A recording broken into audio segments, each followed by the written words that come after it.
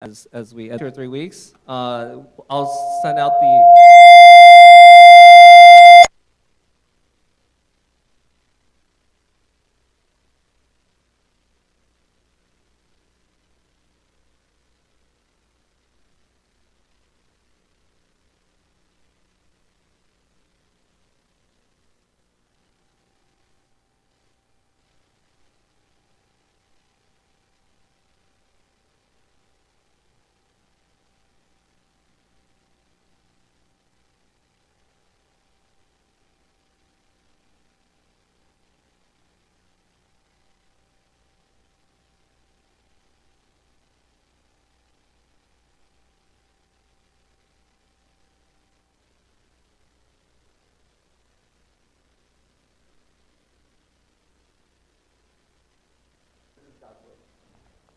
Thank you, Ernie.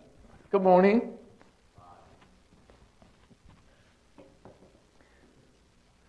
Um, First off, I would like to welcome this our visitor again. They are from Gosan Church in Taipei. And if you don't remember, Gosan Church is one of the churches in Taiwan. Lutheran Church has been supporting us over the years. So let's give them a warm welcome. In the middle row. And we are very excited about this new series. It's from the very beginning. And like you know, it's been in the email that I had, and last time we talked about it, is a brand new start. September, the first week, we start off this 3-year curriculum for our children, Sunday school, the youth group, and even the preschool. Shepherd Christian Preschool, we had this 3-year, the Bible, the entirety, and when he or she is 12, that's 3 times. What a exciting things that God is allowing us to do here. So we will also start this series alongside with them, okay, from the very beginning of this of the Bible. So. We're talking about, in the beginning, God, okay? So, do you ever curious, where does the heaven and earth come from? Okay. We all learn it from science class, right? How does heaven, the stars, the sun and moons and solar systems and the Milky Way and all that, beyond our thinking, and we try to think, is there limits? It's a boundary of this universe that we live in. We actually don't know. Any explanation of the boundaries of the universe is beyond us, because so what's beyond the boundary, right? You could ask that question. And and also we come down to earth and look at the things. You ever wonder where do they come from? Okay? And you also would be wondering, this thing is so orderly, so amazingly put together, and that not only needs to put together at one time, it has to be over a spectrum of a long time, come in different time and all the different states, and all things come together. Then we got this place that we can live, and. If you're in the science, or if you're in engineering, or in any kind of occupation, you'll find it has to be done by somebody. It is. And who created this? Who created this heaven and earth? Who created? You ask that question, and not only that, you would ask, whoa, why this thing being created is so good? Why is it so good? You look at the skies and all the stars, and you go to the beach, you go to any beach or mountain, you'll be surprised by how beautiful it is, how things come together, the streams, the forests, all kinds of amazing things in it.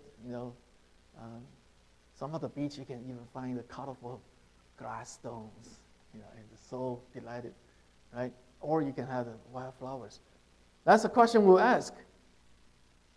Where does it come from? Who created this whole thing, and why is it so good? Okay? And Um, so, next page. Okay. So those are the three questions. And go to the next page. We'll find out a few known scientists. Isaac Newton. There has to be somebody put this thing in motion.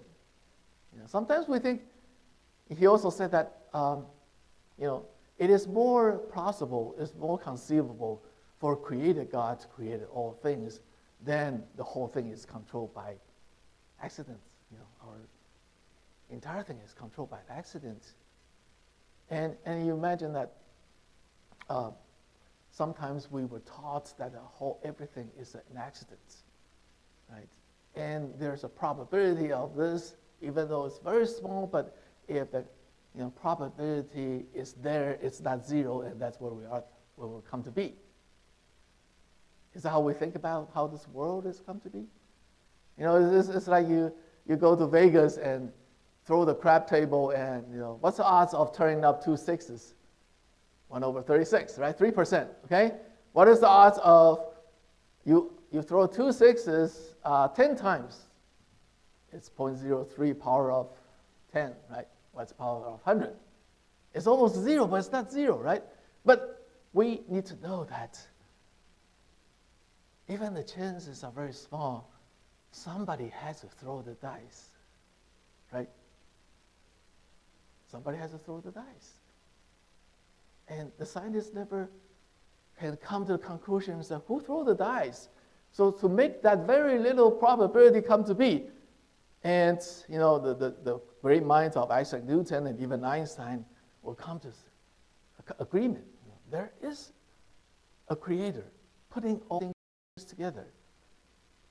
So that's why we come to this Bible by someone who knows everything, who knows from the beginning to the end and forever.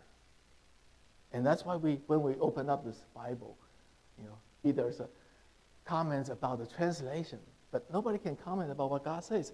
And the first verse says that in the beginning, God created the heaven and earth. In the beginning, God created the heaven and earth. This is very, sound, loud, deafening words that every human being should hear, and it should change our life as well. Okay? In the beginning, God created the heavens and earth, and it answers the question we've been asking ourselves. That God, without God revealing this to us, we'll keep asking ourselves. Okay? It says that there is a beginning. There is a beginning.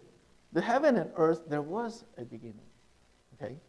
And there is a beginning when these things were created. And he also says that there is a God. Okay? And he also says that God exists. Not only God exists, this is the God, is the creator God. The God created the heaven and earth. Okay?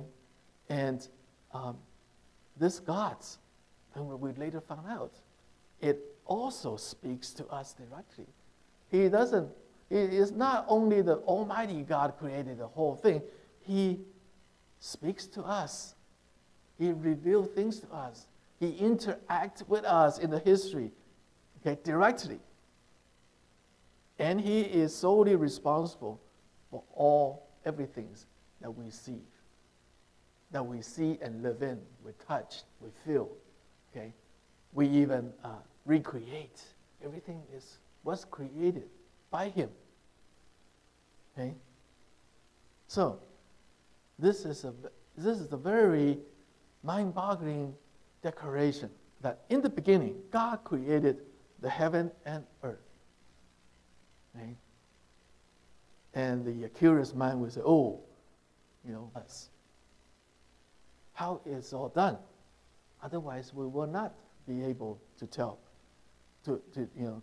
what it is, because we only get a very small, tiny period of time and tiny location with our own limited knowledge. And even though internet is so pervasive, even accumulate entire human wisdoms, we only get a little bitty of what's going on. Okay? So The very first verse, and that is, very different from everything that you heard from this world. Everything that you are hearing from the internet, every theory being tested, it is, the theory being tested over multiple experiments and consider it as never-changing theory.